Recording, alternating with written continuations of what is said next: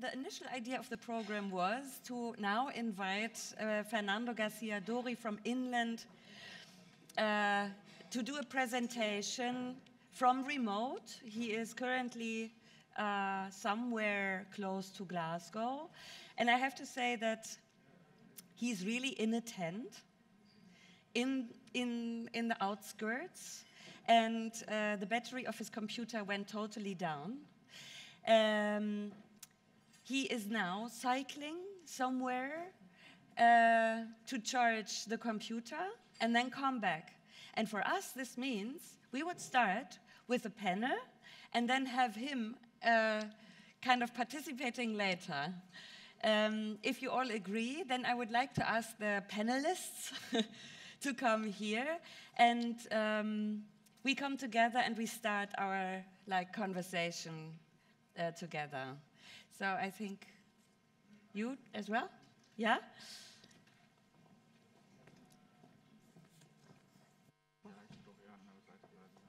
Ja, ne? Und nicht auf die Bühne. Wir bleiben hier sitzen, dann okay. Ja, wir können auch hier sitzen bleiben. Zu dich selber da auf das harte kommen. So, wollt ihr beisammen bleiben? Nee, es geht so, ne? So. Stimmt, da war was. Das ist schon alles viel zu dicht.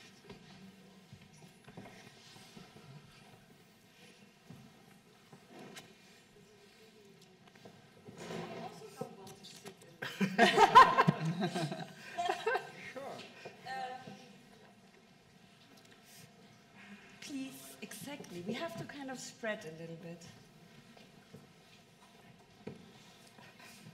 Andrea? Super. Come here.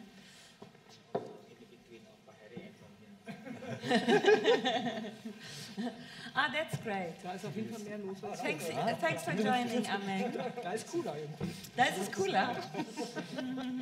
Okay, we have to mix then a little bit.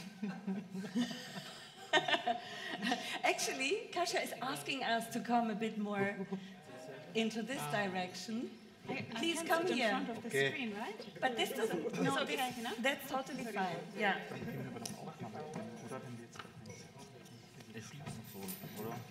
Reza, Ameng, exactly. Please come a bit closer. And this is also not so super.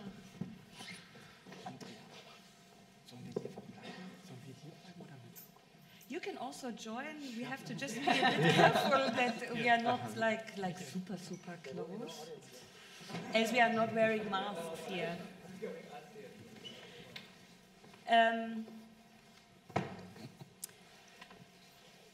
Again, now it's nice to sit together with all of you here on our kind of podest. Again, this is a moment to say thank you that you have been contributing to this day, to this panel discussion, to show what you're working with. I also would like to include the artistic works. All of them are kind of with us, even though they cannot be with us in person right now. I personally think that it went quite well to also include the artistic works in the schedule, even though most of them were existing and older works, but nonetheless not outdated, so to say, no? And I would like very much to come in conversation with you, but also that you come in conversation in between each other. So I'm sitting then next to you and be not the main person speaking. This is very important because it's you bringing the content in today, not me. And but I would like to start with a question that I might ask the people from Göttingen University first, all of you. It doesn't matter if it's Forum Wissen or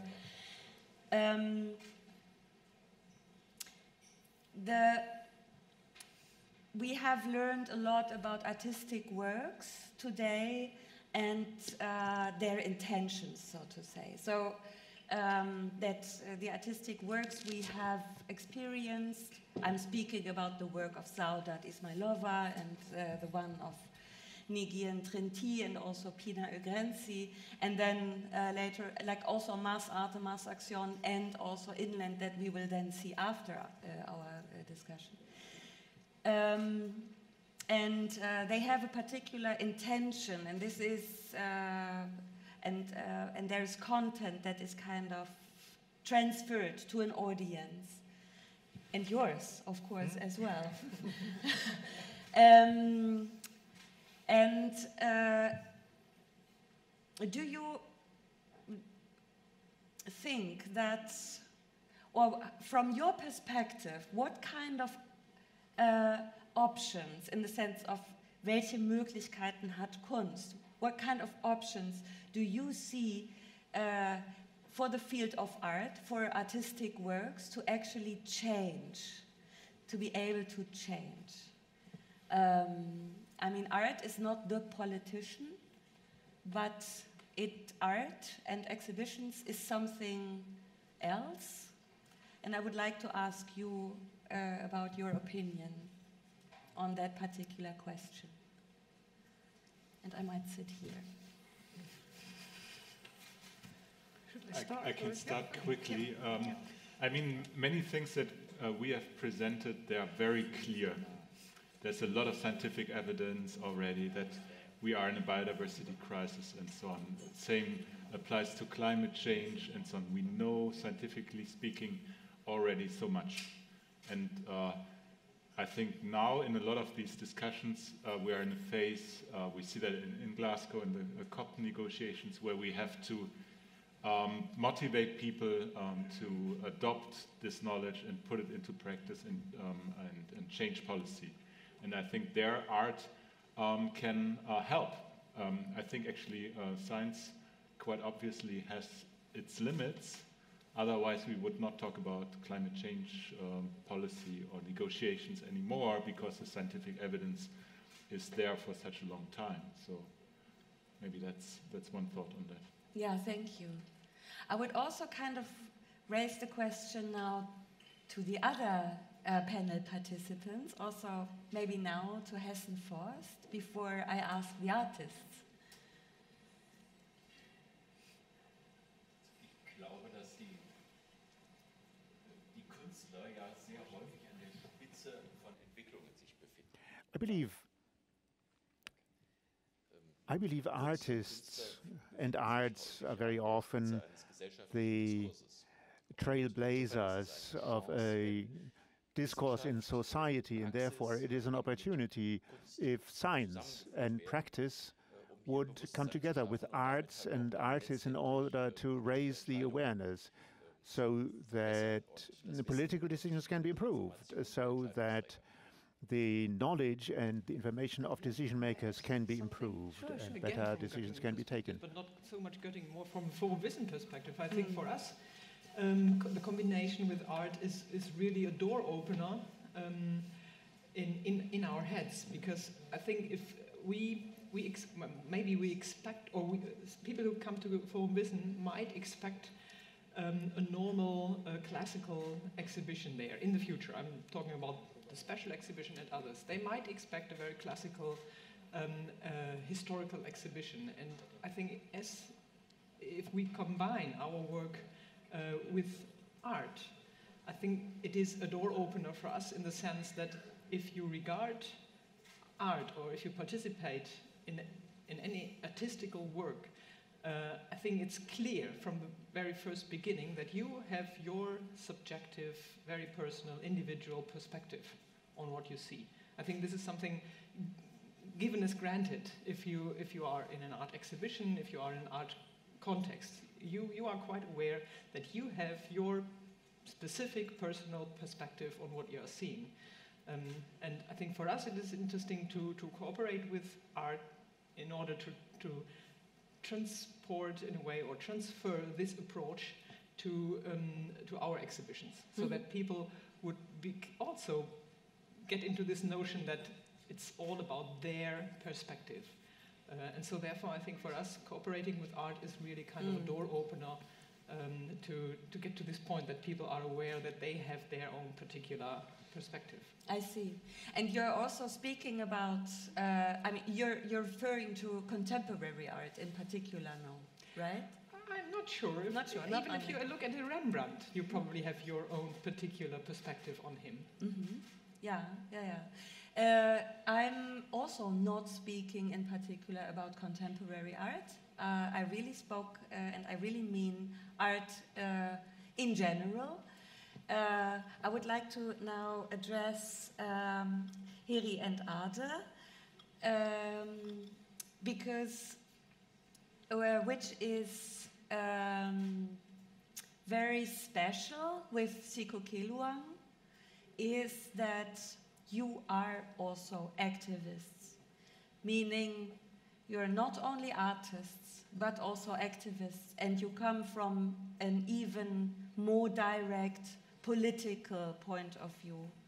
If I understand it correctly, please. I also would like to ask you, how do you see where do you see the potential of art to actually be the moment of change, and how? Like, how in the sense of art, how direct do you see art? Like, I see art speaking to the people, and the people are the ones that maybe have kind of maybe change their thinking, and maybe change their view on things, and maybe even if they go to a classical exhibition and not be in a, let's say, residency outside, but go to an exhibition space, experience the art that they see there, go home and maybe change their behavior. How do you see, what is your view on this?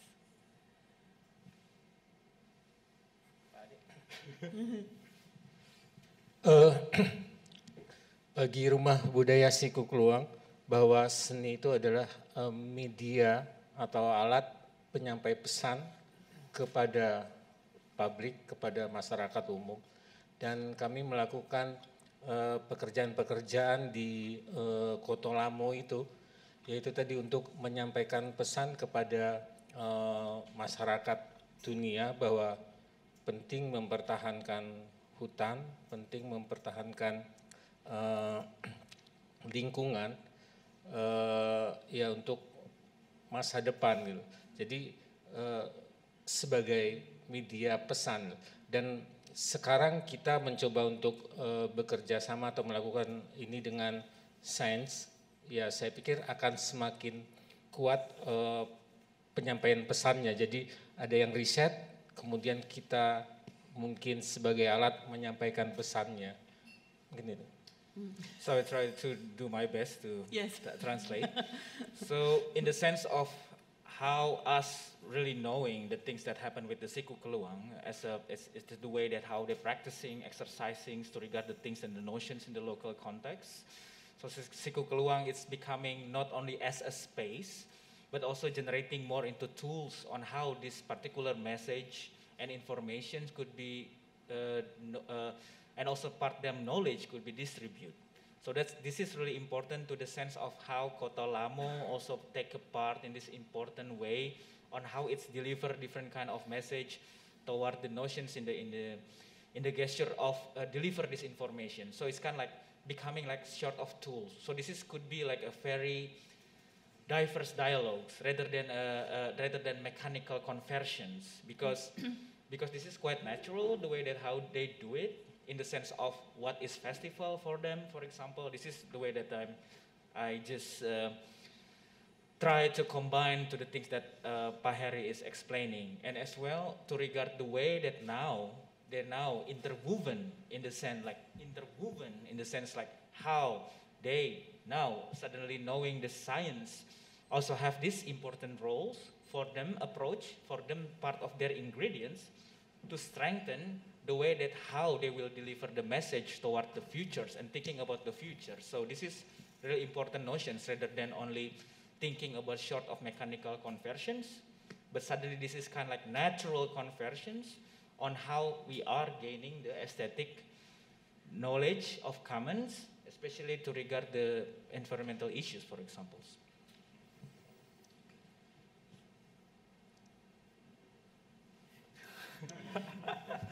Yeah, I mean, yeah, it's what Pak Heri and Reza said. It's I think I already in the like the purpose of what we are already did in the past.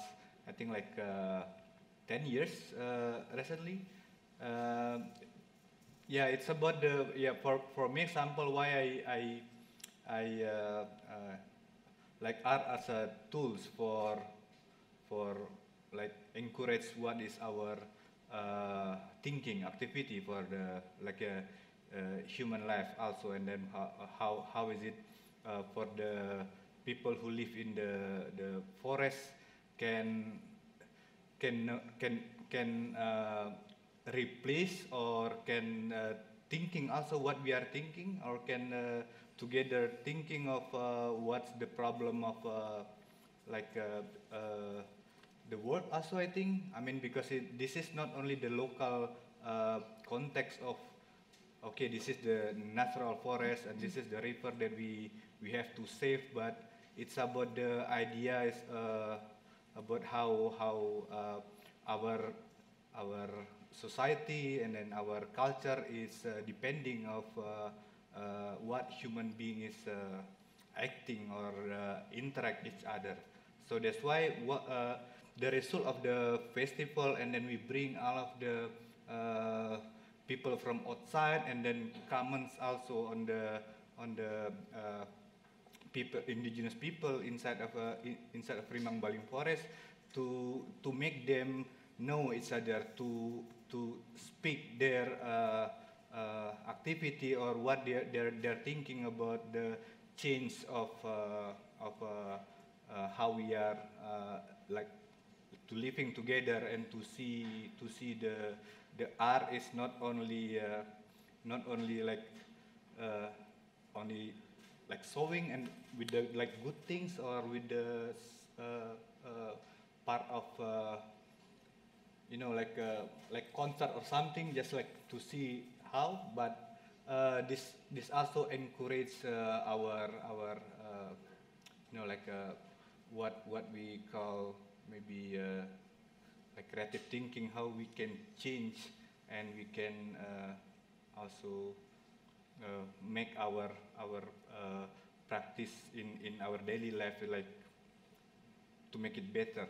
Yeah, kind of this thing, I think. Thanks so much. Andre, I would like to add Yeah. here. I think it's very interesting that art changes perspectives and thinkings of other people. And in this collaboration, I think it will also change our own thinking. And I'm wondering, really, what will it make with me? And I'm part of it, like I'm an object of this collaboration.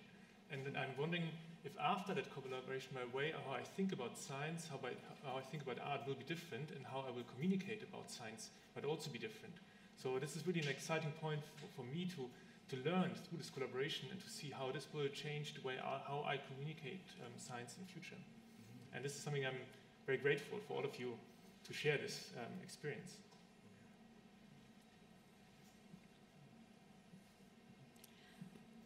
I also wanted to ask Reza and Ameng if you would like to add something from the ruangrupa perspective.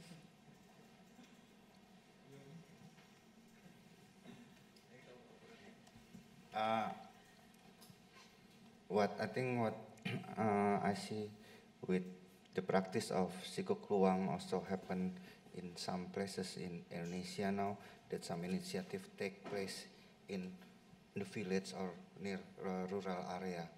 This also regarding that the generation now, they more thinking always to the urban life, city as their dreams, and they forget the village, they forget their roots, they forget that the forest is a source of knowledge. Forest is not their what they're dreaming about. They know nothing about forest. They know nothing about the nature. They avoid this. They chase the dream to the city, to the urban life, to the And I think what our friends here doing it's taking care of this culture, and they taking care of how we learn from the forest, not just for the forest, but from the people who live there, that already from years nurturing their ecology, nurturing their nature, and we need to learn also from the people there. There's also some program like what long time ago, yeah, Sung, that we're invited to kind of coordinate some project of artists going to the, yeah, the name actually not quite good because the name of the project is like artist teaching. Teaching. But that's not what we want. No, you need to learn from the people. You're not teaching the people there. They're no better than you. Yeah. So it's like how we share together what we have and what they have, but learn from them. And I think this kind of nurturing and this kind of keep the knowledge still can be explored. Sometimes, again, I don't know, but with the policy of the national park, they close. No one can enter, they close it. Even some people cannot, who live there cannot enter because it's closed. So it's become, there and some initiative who go there who trying to, make some activity like a festival. It's open the border. Maybe so. I would like to just elaborate to regard the things that also mentioning in the earlier conversations with the researchers in Göttingen. I mean, they already mentioned on how bottom ups. This is one of the ideal model.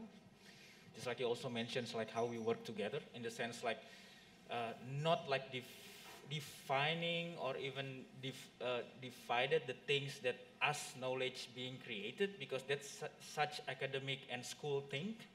Like, you know, to be an artist, I have you go to the art school. Yes, they have an art school, but in the sense on how they deliver, there's also different models. And also this like part of academy that's also deliver different educations. But in somehow the way that we are believed up until now to regard our artistic practices even up until now, we believe like each of every one of us is a resource. Then how we are strategizing this particular resource to deliver its own surplus, distributing knowledge, distributing self-governed probably, or self-initiated to do something, because we believe that we are sufficient to deliver this particular model of our own. And then it's becoming very enriched to each other. So it's kind of like extending, enhance.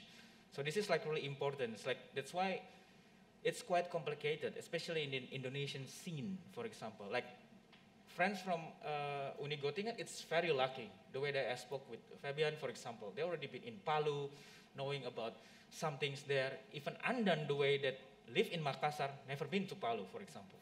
Even in the same islands.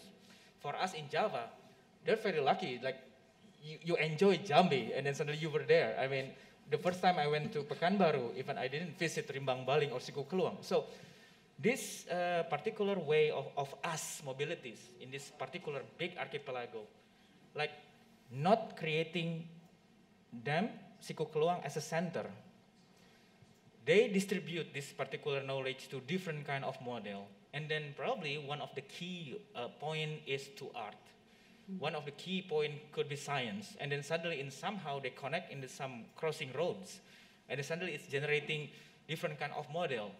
Could be invention, could be innovations, but could be just like, you know, having just like us conversation. So just like on how we would like to deliver this particular notion. So that's why, for example, what Indras mentioned, there's like government type. Also government try to do this, to particularly sending these so-called artistic practices to different particular area, border-wise, rural-wise, or the ones that really far away, different island, and they call it the artist teaching. And we said like, it should be like the artists distribute their knowledge rather than teaching. So teaching is like, it's quite like difficult model. So that's why we not try to change this particular whole of this what so-called ecosystem the way that you see on how, for example, Unigoting and friends already creating this formula to like really living together. Like there's like a palm tree, yes, but there's also like in between trees, yes, that we could also occupy, then we could like living together. So how to generate this ecosystem is much more reasonable as a part of sustainability, and also how to make this warrantable and reliable. This is our task together. It's not part because us now having this privilege of doing so, but this is lots of effort. The things that Hessen Forest did, for example, that's lots of effort. That's a lot of different kind of practice, especially to taking care, culturing, cultivating, seedling, and then harvest. But in the same hand, the way who nurture also have the capacity to trim it down. Yeah? So this is like kind of like a dilemmatic situation, no? When you see like, we have to trim it, just like a bonsai, for example. We need to trim it to make it beautiful. But in our sense of culture, we never kill it. We never demolish it.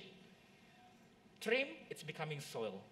All the pests, it's becoming our ecosystem too. So we try to avoid them rather than to kill them. So that's why, that's in particular way of us ecosystem working, because everybody's actually having hand to hand. Yeah. Mm-hmm.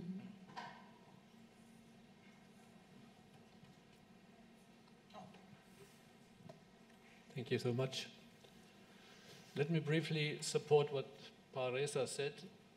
He said that people have to learn from the forest. I remember a word from a wise guy, I don't remember his name, but he said, in the forest is where I understood how life works. I think this is a global challenge, not only Indonesia and not only Germany, but we all have to much more enhance environmental education in a very participatory way. We have to bring our youth and our kids to the forests and show them how the system works. And there's a huge lack of knowledge about these things in Germany, for example. So this might be one of the major tasks of forest services, of schools and whatever in the future, in order to let children explore nature and learn from it without teaching them.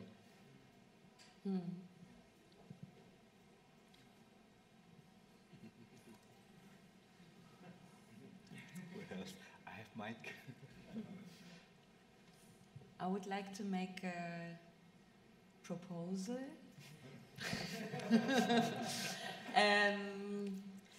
Fernando from Inland Now is available, and the computer is charged, I guess. And there he is, Fernando. Hi, hey. Hello, everyone. Hi.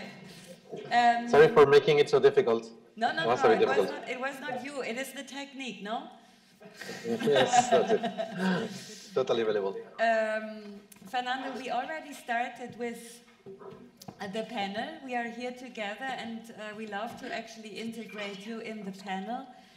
Maybe I will now repeat the question we started the panel with, and maybe you can also contribute to this question, just like from the heart, so to say, and then we can follow up with your actual presentation, and you can maybe tell us where you are at the moment and what you're doing, and like right now.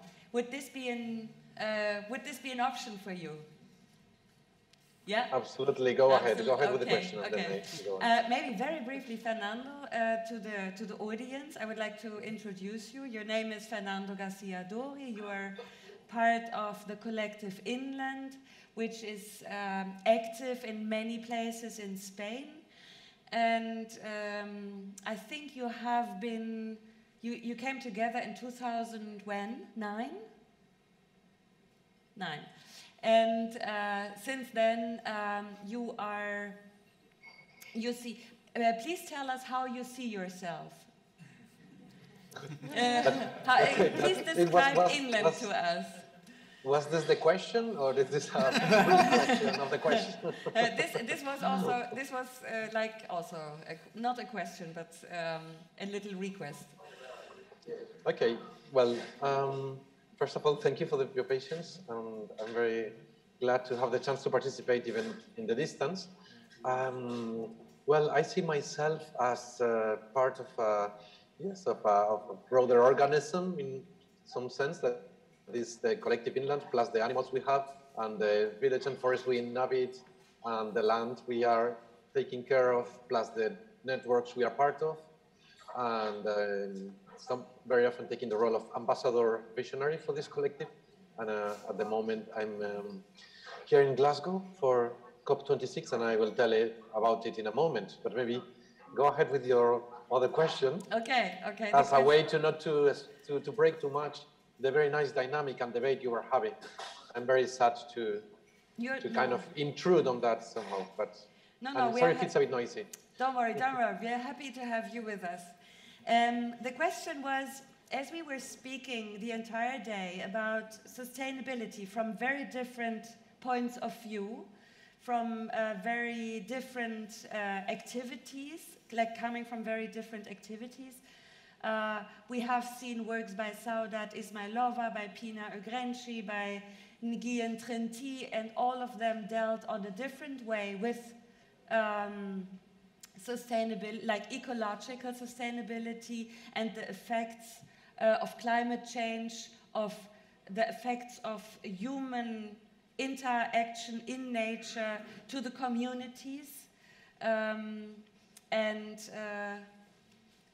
like, for example, the fading away of the Aral Sea, what this means for the fishermen that are living around the Aral Sea, just as an example. So this was what we were speaking about the entire day, and the question in the panel was a bit to all the different participants, like also the scientists from University Hessenforst, but we also have like artists participating. The question is, where do you see the potential of art to be able to change ways of thinking and to actually change, in our context today, make a change of, towards a more sustainable future, so to say, to kind of not use climate change word too often, so to say. And so where do you see the potential of art for change? For how long will we continue this conversation? But well, I'll try to be brief. It's a big question. I think that we're talking maybe about the need to bring together different languages and to have a new sort of environmental literacy. So there is this notion, we were talking yesterday about it in Cove Park, an artist space here in northern Scotland, the idea of glossolalia, or different languages that can talk to each other. And there's the science, there's the other form of maybe re-enchanting, with a world we have lost connection with, that could be brought in by the poetry. But there is also the need to connect with forms of knowledge that are beyond, maybe the parameters of both science and sometimes aesthetical discourses, as we know they manifest in contemporary art. I think that what you were discussing before is connecting with a broader notion of culture, and is very connected as well with not just the way of talking about something that would involve like the wording and a form of literacy, but also how it comes with the making, with the act. So I think that the role of art is maybe to just be embedded in everyday maneuvers, but to be able to make them not only operational or functional, but also moving, and able to make us to transcend that everyday action that for me is very much connected with replace positioning ourselves as part of an ecological cycle in relation with land management and cultivation and care in a very broad sense. It could be at many levels. It might not necessarily mean being direct custodianship of a piece of land and being co-responsible with it for nourishing and nurturing oneself, the other beings, and the future. So in that sense, yeah, I think we shouldn't just think on the role of art as representing or taking sustainability or environmental questions as an issue, as a genre, as a new theme, like to tick the box in these days, and maybe it could be as well education or community or another topic, but more to think very much on how that can come together with the act, the doing, the poiesis, that is in Greek the creation as well, but in a very much manufacturing, the sense of manufacturing as well, or making, and those acts are, yeah, the practice is very much related with the representation. I don't know if it makes sense what I said, but just to give you an example, I was talking yesterday as well about the experience of being with the Sami people in the Arctic areas, or in the Scandinavia, where they had the chance to develop quite a self-governing, powerful space, quite empowered these days compared to the other side, for example, in the border, the Sami in Russian areas. And the Norwegian Sami were saying, well, now, yes, it's great. We have a university, we have a parliament, we have PhDs, PhD students, Sami students, looking and reproducing in different disciplines, in art, in science, Sami concepts. But all of this knowledge and all this literacy is losing currency as far as we are losing, for example, reindeer herding and the practices and the knowledge of going through the forests with the flocks that gave body and sense to that. So I think the role of art now is to bring us back to the fulfilling aspect of poetry while making, let's say. Thanks for bringing this up. We were speaking about exactly this with Sikukeluang, with ruangrupa, and we also had today exactly this topic in the film provided by Masate Masaksion.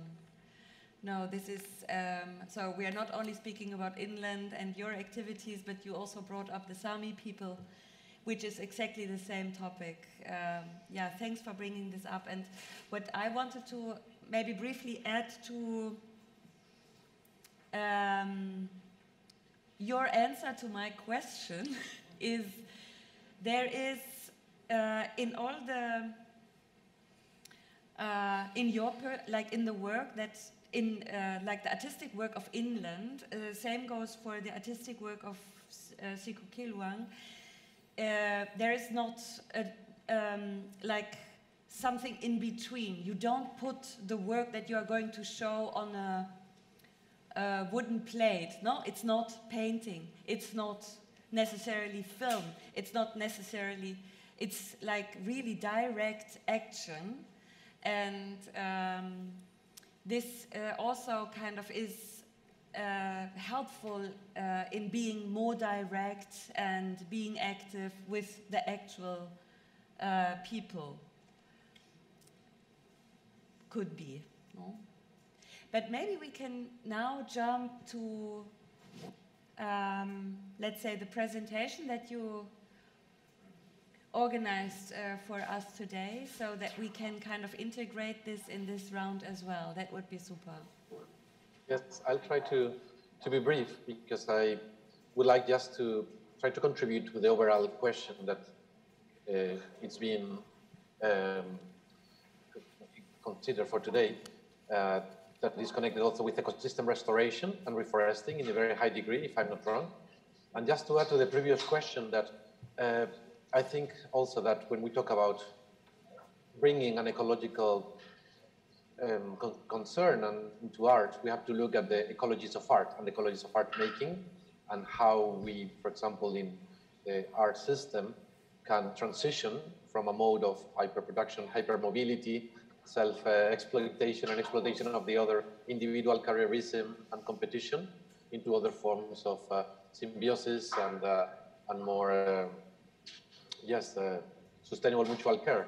So that should be about how we do things and not just what we do. So it could be a very ecocidal art world that has all of the artworks talking about ecology, if I explain myself. But I wanted to just reflect a little bit on the question of ecosystem restoration and tree planting schemes. I'm now here in Glasgow at COP26. We had the effort to come here with a delegation of nomadic pastoralists from different parts of the world, from Mongolia, from Uganda, Tuareg from Mali, and Bedouin from Jordan, as well as Sami people and other places. And this effort that is enormous because, for example, visas, travels, the cost is high, but we nevertheless felt it was important not only to try to have an impact on this huge, let's say, chaos. The blue zone is like a sort of, as someone was saying, as an airport terminal in which everyone is trying to sell something, and you end up having like Formula One cars in big pedestals because they are electric and a lot of technological-based solutions.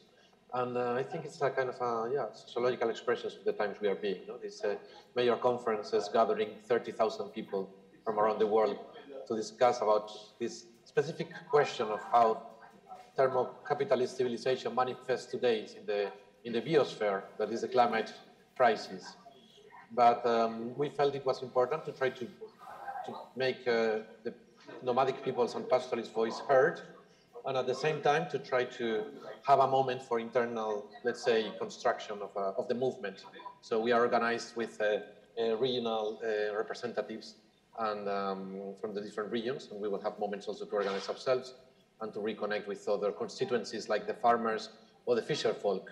Now, COP26 and what we had before, now that we just were finishing as well the conference on biodiversity in China, is bringing tree planting as a huge target. In 2011, United Nations One Challenge proposed that 350 million of hectares of land could be restored through tree planting by 2030. National governments and regional blocs too have massive plans for more trees. There is this notorious project called the Sahelian Great Green Wall, and the Africa 100 initiative, it's funded by multiple international donors, including the World Bank, has committed to reforest 100 million hectares in Africa in the coming decade. But the question is this always a good idea? And not necessarily, because many of the areas earmarked for tree planting are rangelands. Estimates vary, but many millions of hectares of rangelands have been identified by, for example, ETH Zurich for forest restoration. So this is assuming that rangelands are degraded forests in need for rehabilitation, rather than highly productive, biodiverse ecosystems that support many livestock and people. And there is a lot of studies that showing that those restoration assessments may massively overestimate the climate mitigation of tree planting schemes. For example, in terms of carbon capture, in terms of sun radiation refraction, grasslands and rangelands are much more effective than tree planting. There was a very interesting paper I'll share with you. It's called The Travel with Trees, and scientists start to identify that tree planting overlap with grassy biomes, including rangelands, wildlife species richness and livestock production. So the question is that the restoration through tree planting in such areas would have major negative consequences for wildlife, biodiversity, and pastoral livelihoods. The idea behind the problem is that some of the assessment of this idea of grasslands and rangelands as being degenerated forests is simply bad science. They are more open ecosystems, variegated mixes of trees and grasslands, mosaics that exist together in savannas and parklands, and they are maintained by grazing, fire, and human actions. So they are some of the most biodiverse areas in the planet. I'm going to show you some images of the work we are doing in inland. I'm sorry if it's a bit noisy, just let me know. But I'm trying to, if I can share a screen. Someone has to enable me to share the screen, I think. But meanwhile, well, today we had here in a piece of land in front of the COP26 a sheep action. We brought some sheep, and it has been very beautiful to have the Scottish sheep herders together with the pastoralists from Mongolia and other places, and trying to enrich and bring a more nuanced debate, you know, on the issue of the role of livestock and the role of forests in climate change.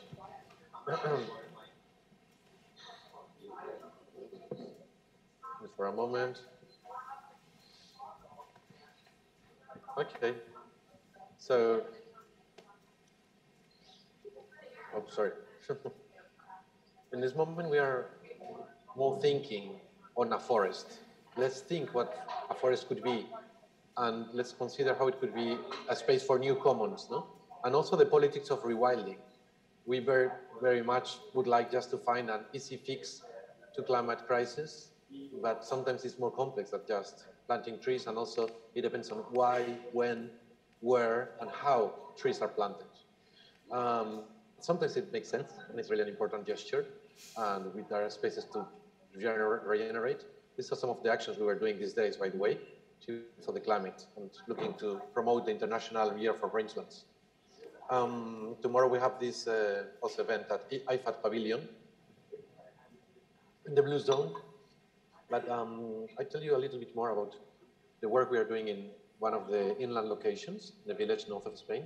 And then we are developing new curriculum as a form of understanding how the different disciplines from different universities could merge and compose new knowledges together with the peasant knowledge and take the village as a sort of applied knowledge lab.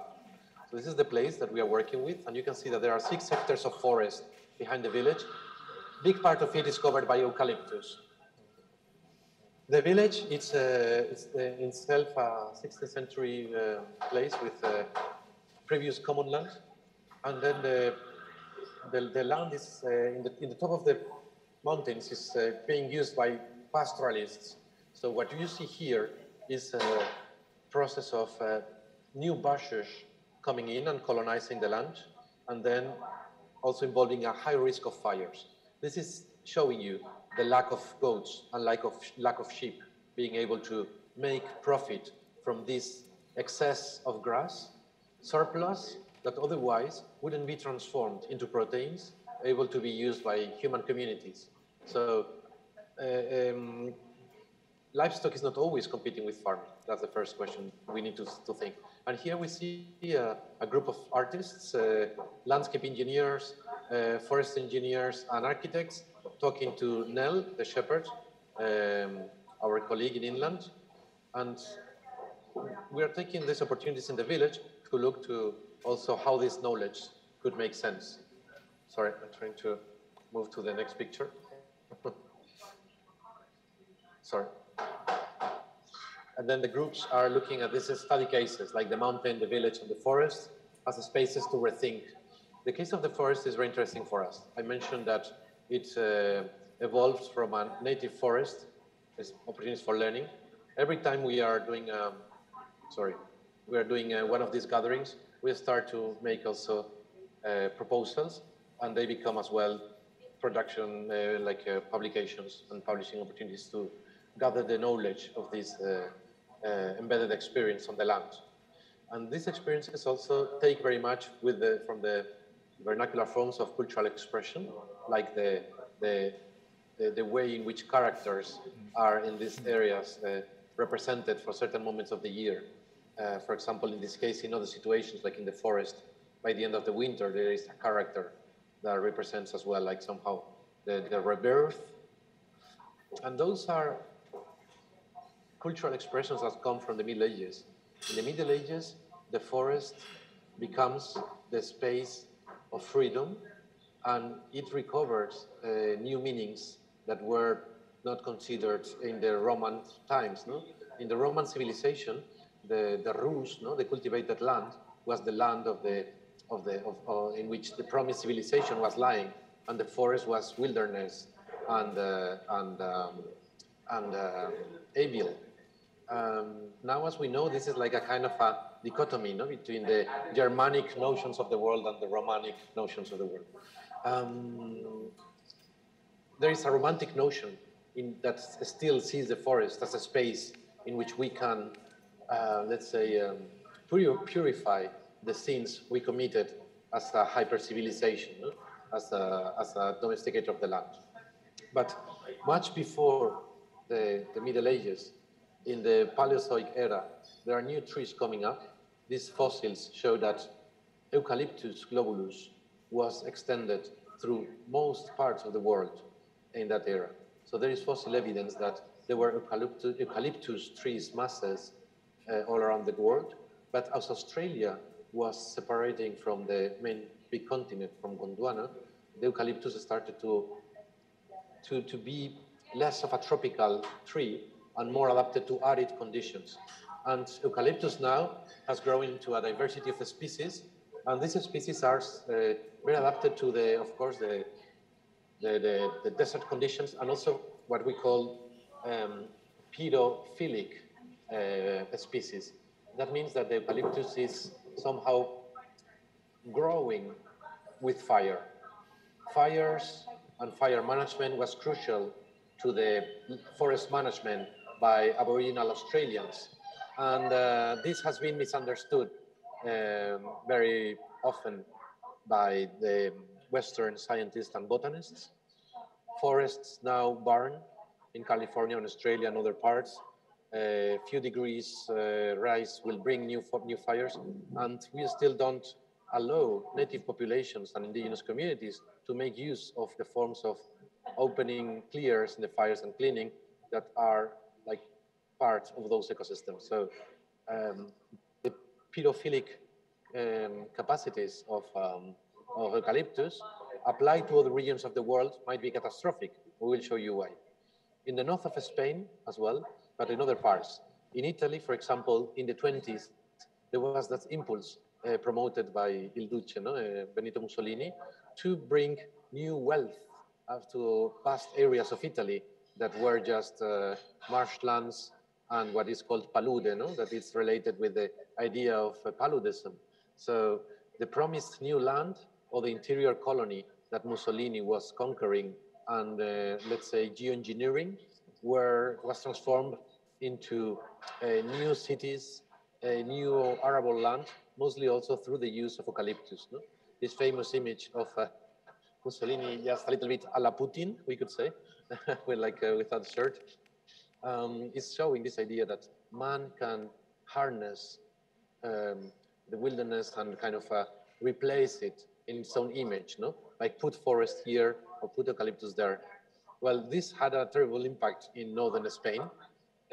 Spain is a country that is a kind of a ecosystem of transition between the Atlantic and the Central European ecosystems into the African ones. And the north coast of Spain has been massively reforested with eucalyptus trees. Spain was very deforested, especially the central part of the colonial empire impulse, no? The mission to bring wars, Christianity, and civilization to other continents. But now the native forests of northern Spain are very much replaced by eucalyptus forest, by this monoculture. This was like promoted in Franco time during the dictatorship enormously, and new landscapes appeared, landscapes that were replacing the other diversity. These new forests are not really forests, are what we could call the green deserts of the monocultures. And eucalyptus is a tree that reproduces enormously, has an amazing grassroots system, and can compete with any other tree under conditions of fire. So we are facing now in our region the need to rethink that forestry model and the need to rethink what are the ways to have richer ecosystems that are just beyond forest monocultures. In the 70s, the huge development of ofimatics, Olivetti fax machine and others gave birth to a new need to have a paper pulp from eucalyptus. Navigator is the printing paper that is commercialized by a Iberian company, the biggest in the world. And these main two paper companies in the world are from Portugal and north of Spain, with huge factories that produce paper pulp at the same time that we have also new fires in this forest. So here are some images of reforesting schemes in Gobi Desert. As you know, there is this idea of what it could be the Great Green Wall that would be like taking over, particularly the area of Inner Mongolia, no? That is also conquered by China as a sort of inner colony, displacing nomadic peoples and forcibly settling them.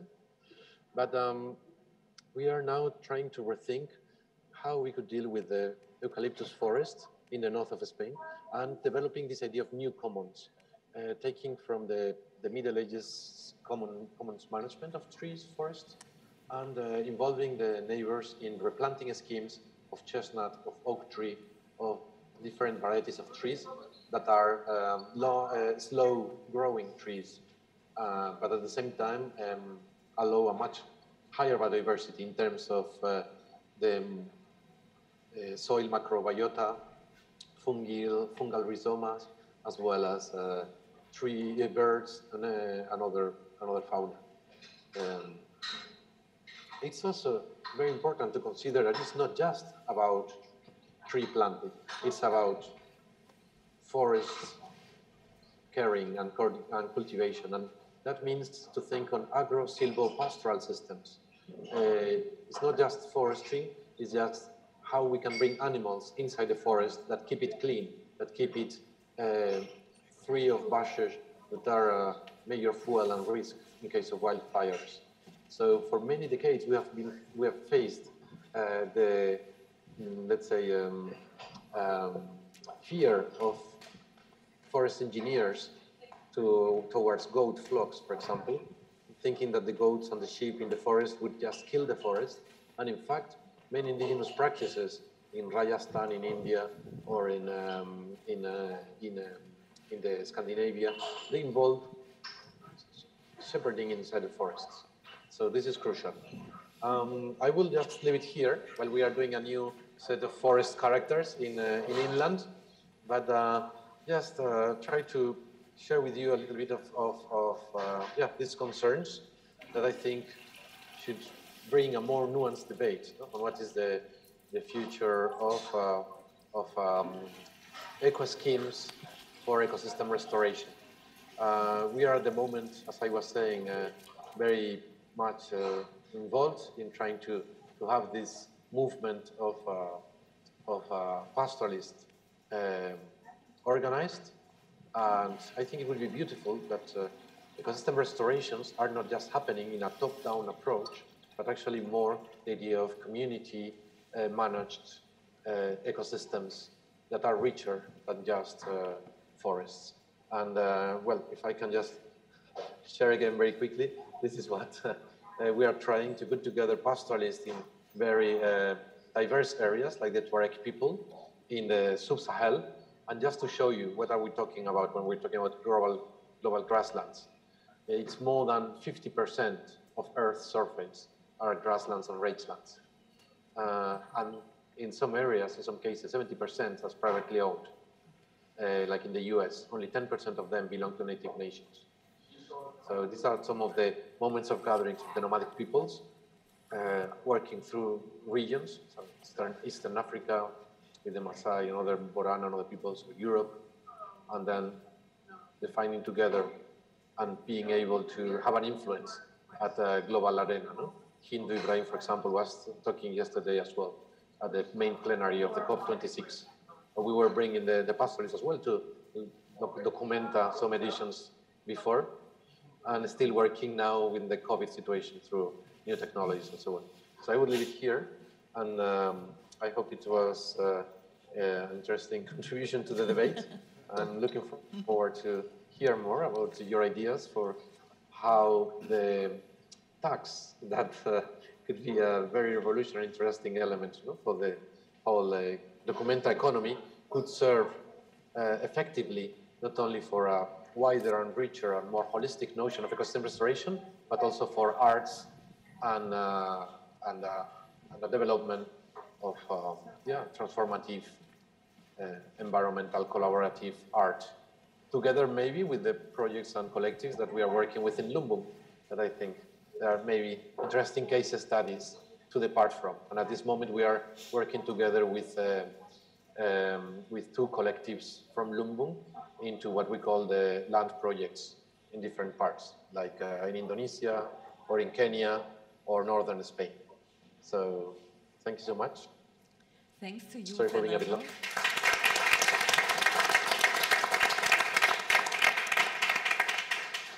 That was in fact super interesting. It was also very complex.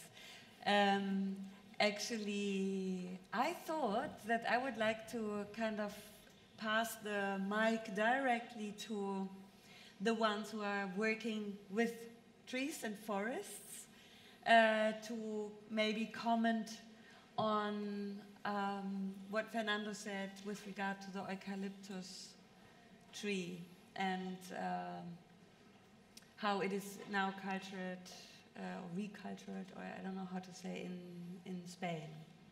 Would you like to? You are totally free to say no.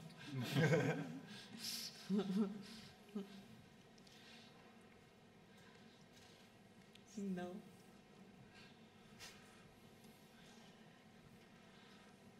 Herr Gast von Hessen was auch no. Yeah.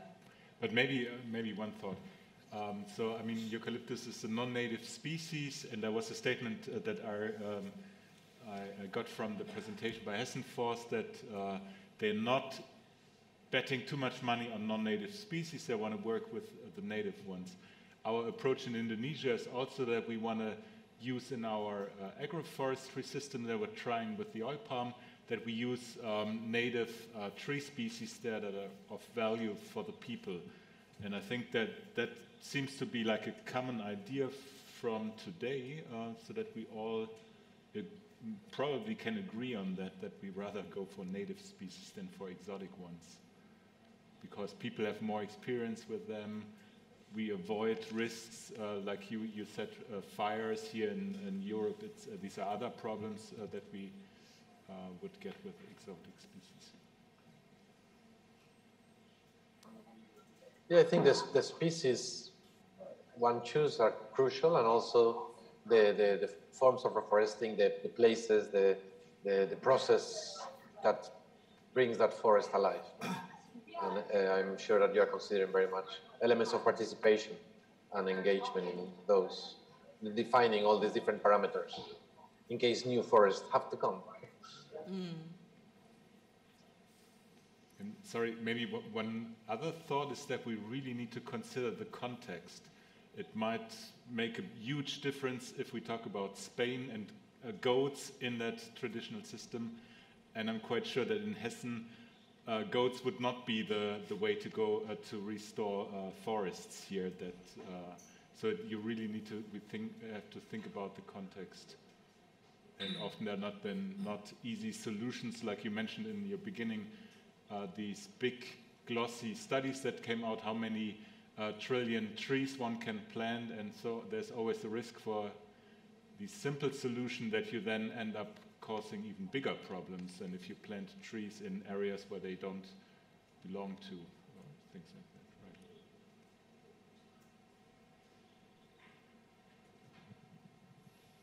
Vielleicht noch ein Gedanke. Es wurde ja die große grüne Mauer in der inneren Mongolei angesprochen. Hier haben hessische Forstleute tatsächlich auch haben bei diesem rangers and foresters from Hesse worked along with the Green Great Wall and implemented methods with which native plants could be replicated and cultivated. That was very conducive. And when it comes to reforestation, which is necessary, it's definitely necessary to go for reforestation, and much of what we have learned in the meantime needs to be applied in the wake of this effort. Local solutions should be used with native species, native crops from the region, and plants from the region, and our experience is that the closer we work to nature, the more successful an approach can be. May I just ask you something, because I'm not absolutely sure if I understood that right, but you mentioned this wonderful new strategy to plant these millions of hectares of forest in areas which are already quite biodiverse.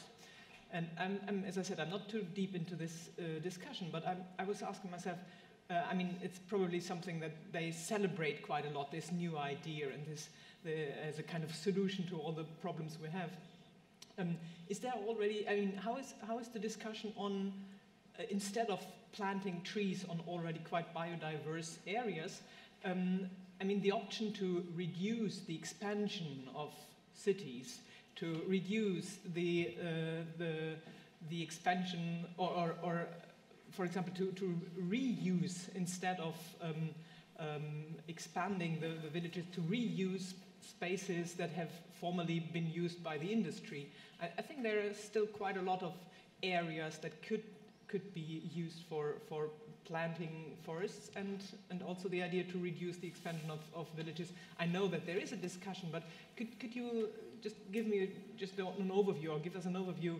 Do you see there an interesting potential as well, or do you think this idea to expand the forest on already biodiverse areas, I mean, that there is no alternative to that? I mean, is the usage, is the reduction of the growth of cities and reusing industrial areas, would that be a good alternative from your point of view? Well, yes, I'm not an expert on industrial landscapes restoration. I guess there we are facing also a different set of problems, because we are coming from a very anthropogenic landscape that might have even transformation at soil chemical levels, and then some forms of transitioning vegetation designs have to be put in place. And I think it would be about to understand, yes, what is the bioma that really works in that area. But of course, industrial and urban areas are coming maybe from a let's say ground zero in terms of biodiversity. So anything would make it better.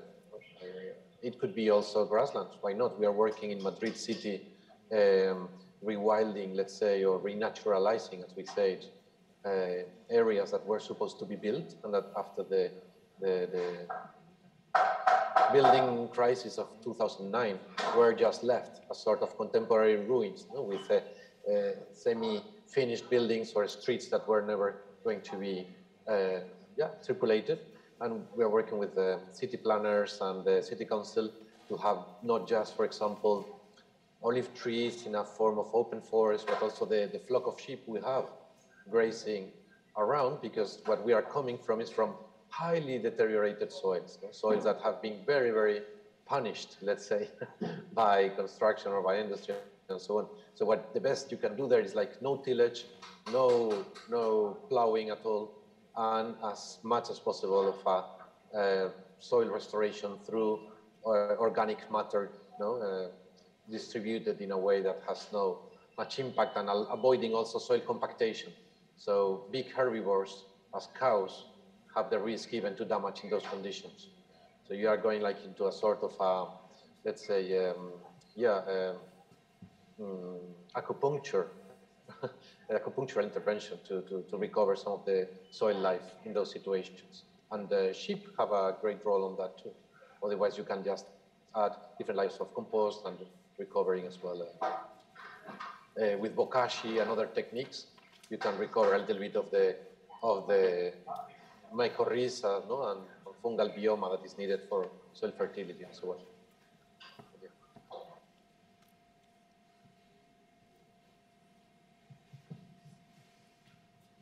I would like to add something. There was a recent study in India, where a very comprehensive study where it was tested how several decades of reforestation efforts in the end affected the forest cover in a large region in India, and the answer was that there was no effect. So there had been decades of efforts and a lot of money spent, and in the end the forest area didn't differ between where there were reforestation efforts and where they weren't. And the lesson they learned was that often it's not about whether you make a tree planting program, but rather about things like local land stewardship, land rights, maybe local alternatives for cooking or energy consumptions. And I think what can be generalized from that is that, as Holger said a bit, it's very important to consider the local context.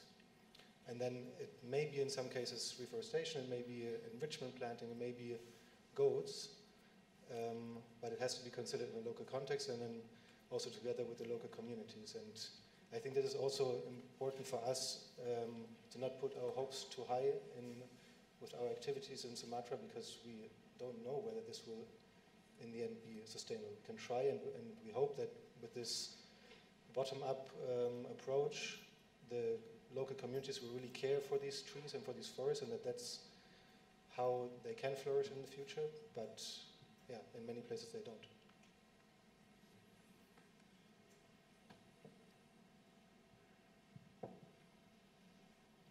I'm sorry if this was a bit too negative. No. No, we actually also thought, I mean, we have to have like limitations in mind, no? It's not all just going up, and in the direction that we wish. I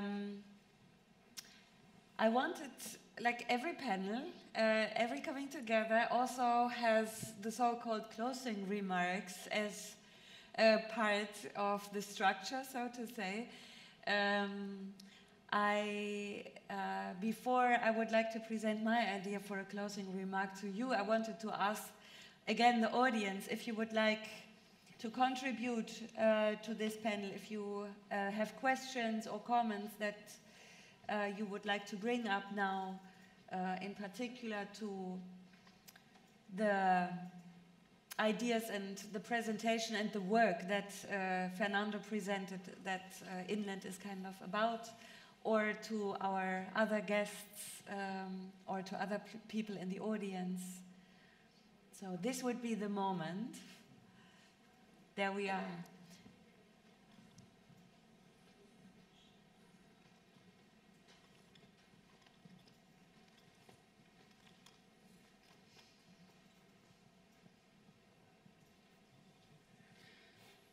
Yeah, I just had kind of a question that, so I'll try and keep it as short as I possibly can. I'm thinking towards the Aral Sea thing that we were learning about this morning, and sort of the anecdote was that it was mismanaged and now it's, the water's going to run out. But I sort of feel like if I were in that situation in the 60s or whatever, I probably could have been convinced that what they did back then was sort of a legitimate purpose in some sense, like also coming from a kind of anti-imperialist, anti-colonialist approach of the Soviets. And then I hear sort of these different approaches, you know, towards are we planting grasslands, or are we planting trees, in which sucks up more CO2 and which is more sustainable.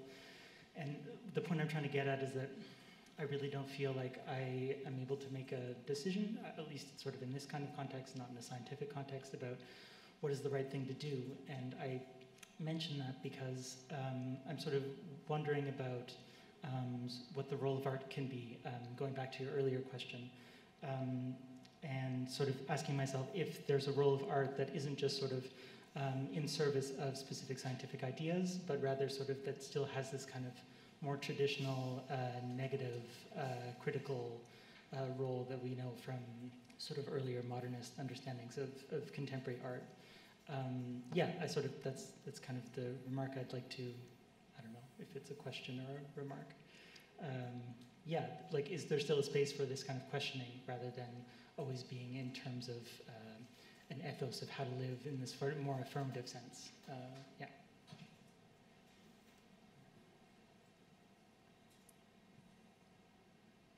Sorry, perhaps it was too complicated of a question. Sorry.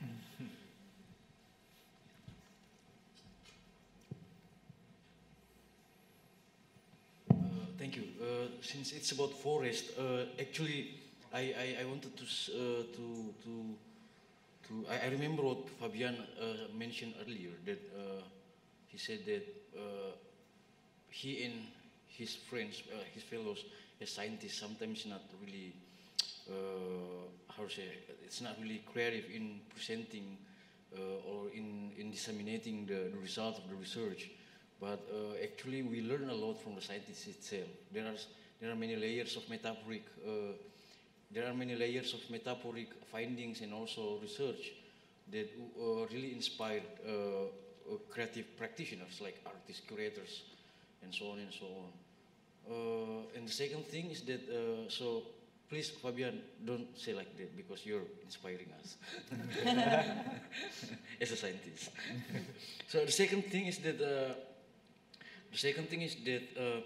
in Indonesian context, I don't know, maybe also this is applied in, or maybe we also want to know from the Hesia context or from the places where our friends from Göttingen have been conducted research before, that in Indonesian context there are many forests which is believed by many people, by the local people, or can be like a legend among people, believe that those forests, the particular or specific area, are possessed by a certain kind of power, certain kind of like a non-human power.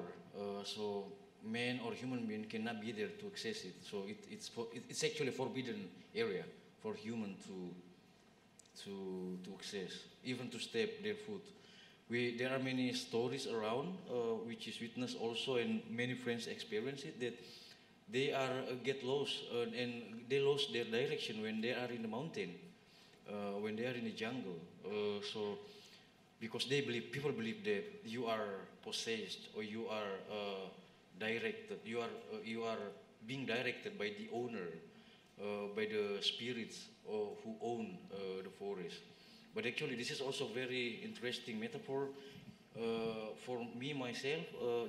What I believe that there is certain kind of power, like material power around those places, who actually maybe manipulate the physical things, mind and everything. Then people can get lost.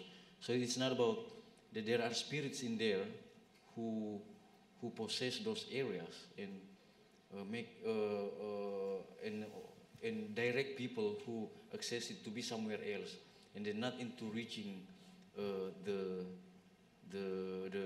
destination they are going to. Yeah, this is the stories that we actually want to hear from the scientist side. That are there also the same stories from like research findings or before? Yeah.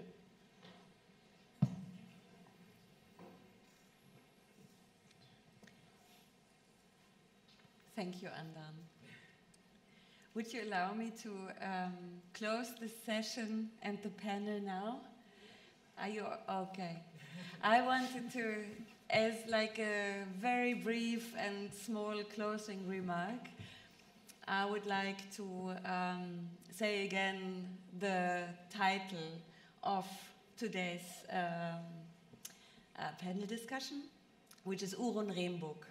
And thanks again to Siku Kilwang, who gave this panel discussion this title. Urun Rembuk means something similar, like achieving something together. And this is what we wanted to do from the very beginning with this panel discussion. And I think this is what we also kind of still are able to say after the day has passed and after we have listened to each other and learned a lot from each other. And obviously it is good to learn from each other, to listen to each other, to work together, to keep on trying to reach ideas, aims, targets together. And so therefore this is like the notion of the day, I would say. At least it is for me. Urun rembuk. No? Thanks to everybody who has participated today.